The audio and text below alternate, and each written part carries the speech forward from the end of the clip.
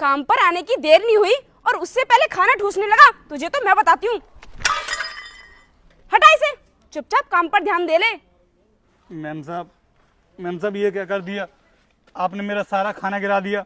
Ma'am साहब आपको नहीं पता है मुझे कितनी तेज भूख लग रही थी, बस इसी वजह से मैं यहाँ पर खाना खाने के लिए बैठ गया। अगर भूख लगी थी तुझे तो क्या किसी भी टाइम पर खाना खाएगा? खाना खाने के लिए लंच होता है और ये तेरे बाप की कंपनी नहीं है जो तू यहाँ पर कुछ भी करेगा।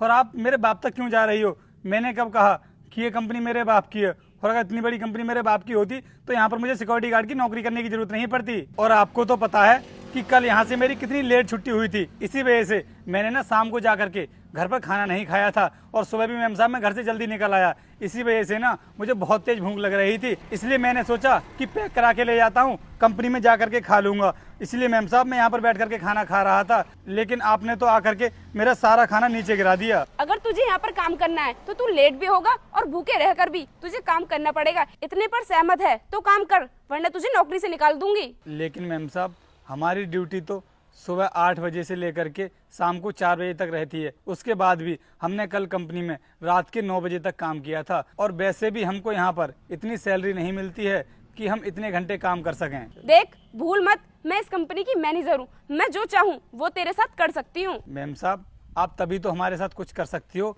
जब हम कोई गलती करेंगे। और वैसे भी मैं गेट पर बैठकर ही तो खाना खा रहा था, अगर कोई भी यहाँ से अंदर जाता तो मेरी नजर थी उस पर। अगर तुझे यहाँ पर काम करना है तो खड़े होकर ड्यूटी करनी होगी, तुझे बैठने की कोई जरूरत नहीं है। तो खड़े होकर ही तो ड्यूटी करते हैं हम अपनी, कभी बैठते नहीं है यहाँ पर। देख मुझसे ज्यादा जुबान मत लड़ा, मुझे जाने दे। और हाँ, अगर तूने आगे से ऐसी हरकत की ना तो मैं तुझे माफ नहीं करूंगी, सीधे नौकरी से निकाल दूंगी। चलती हूँ मैं।